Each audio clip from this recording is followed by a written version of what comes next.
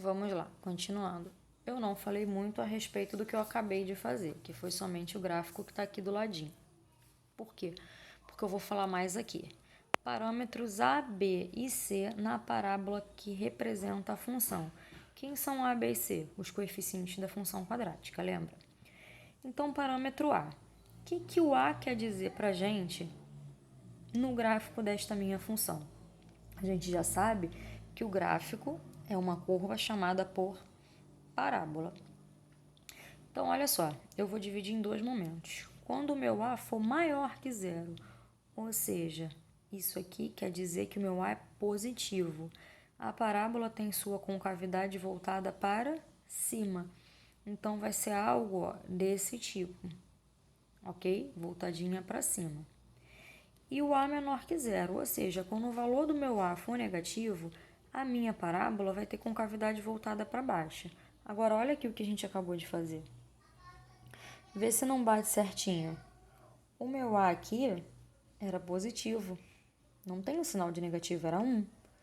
Então, ó como é que ficou minha parábola. Concavidade voltada para cima. Já no exemplo 2, o meu A era quanto? Menos 1, negativo. Então, como é que ficou a parábola dele? Voltada para baixo. Então, isso que o parâmetro A, o valor do A, tem a nos dizer sobre a parábola do gráfico. Agora, parâmetro B. Presta atenção que esse é um pouco mais abstrato. Ele indica se a parábola intersecta. O que é intersectar? É tocar. Então, indica se a parábola toca o eixo Y quando ela está crescendo, ou seja, subindo, ou decrescendo, ou seja, quando ela está descendo.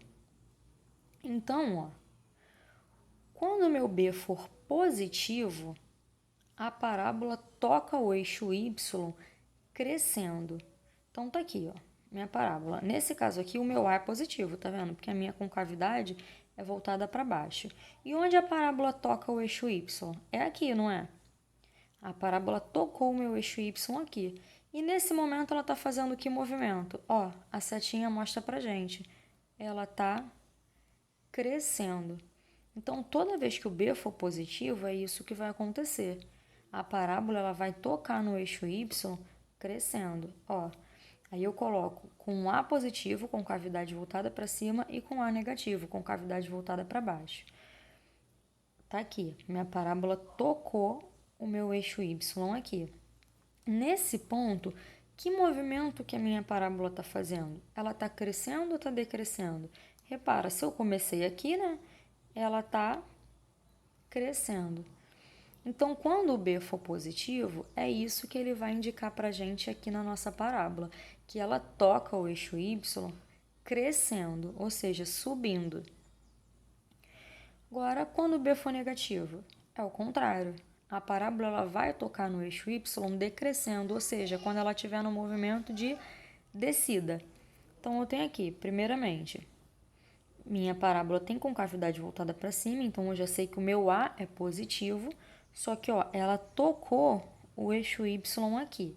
Então, se eu quiser analisar o B, se eu for dizer para você se o B é positivo ou negativo, o que eu vou ter que observar?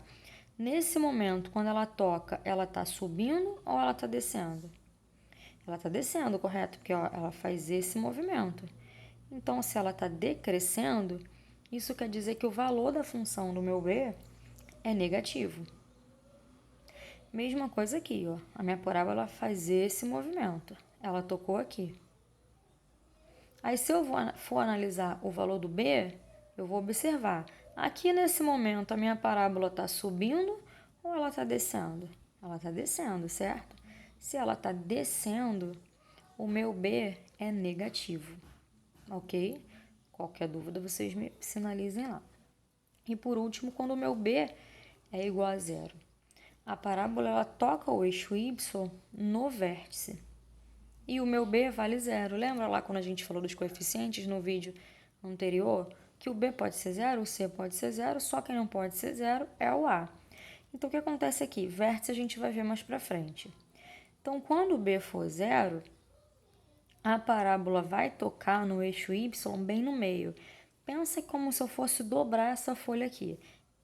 Amassar ela aqui e dobrar. O que vai acontecer? Essa parte da parábola vai casar exatamente com essa parte da parábola, como se fosse um espelho. Então, quando b for igual a zero, é isso que vai acontecer. Ela vai dividir essa parábola ao meio certinho. Beleza? Qualquer dúvida, me chama lá. E por último, o parâmetro C. Ele indica o ponto onde a parábola intersecta o eixo Y. Intersectar, como eu já falei para vocês, é tocar. Então, o que vai acontecer? Está aqui a minha parábola. Ela tocou nesse ponto. Esse valor aqui é justamente o valor do C da nossa função. Quer ver? Vamos ao nosso exemplo lá da equação. Tá aqui. Vamos voltar para a gente entender ali o valor do C. Quem é o C aqui nessa função? O A é 1, correto? O B é quem? É 0. E quem é o C? Menos 1. Vamos ver onde a parábola está tocando o eixo Y. Olha aqui. A parábola tocou o eixo Y em que momento? No valor menos 1. Então, o parâmetro C indica justamente isso para a gente. O ponto onde a parábola toca o eixo Y. Aqui, nesse exemplo 2. A é menos 1, B é 2. Quanto vale o C? Eu não tenho. Se eu não tenho, ele é 0. Agora, olha só. Olha para o gráfico. Onde que a parábola está tocando o eixo Y? É aqui, não é? E esse ponto aqui é qual? O 0. Então, gente, é isso que eu tenho para dizer para vocês sobre os parâmetros. Ó. A positivo, com cavidade voltada para cima. A negativo, com cavidade voltada para baixo. Aqui, meu B é positivo, negativo ou é 0? É 0. Como é que eu sei, mesmo sem olhar aqui? Porque repara, ó, se eu for dobrar essa parábola aqui no eixo Y, uma vai ser espelho da outra, correto? E aqui, o meu B, ele é positivo ou ele é negativo? Vamos ver. Eu toco o eixo Y aqui. Nesse momento, a minha parábola está subindo, está fazendo o movimento de subir ou ela está fazendo o movimento de descer? Ela está fazendo o movimento de subir, certo? Então, se o meu movimento é de subir, o meu B é positivo. Olha para cá, o B vale 2. Então, ó, tá vendo? Tudo que a gente viu aqui casou certinho com os parâmetros que a gente acabou de falar. O A, o B e o C, ok? Então, qualquer dúvida, gente, me chama lá na plataforma.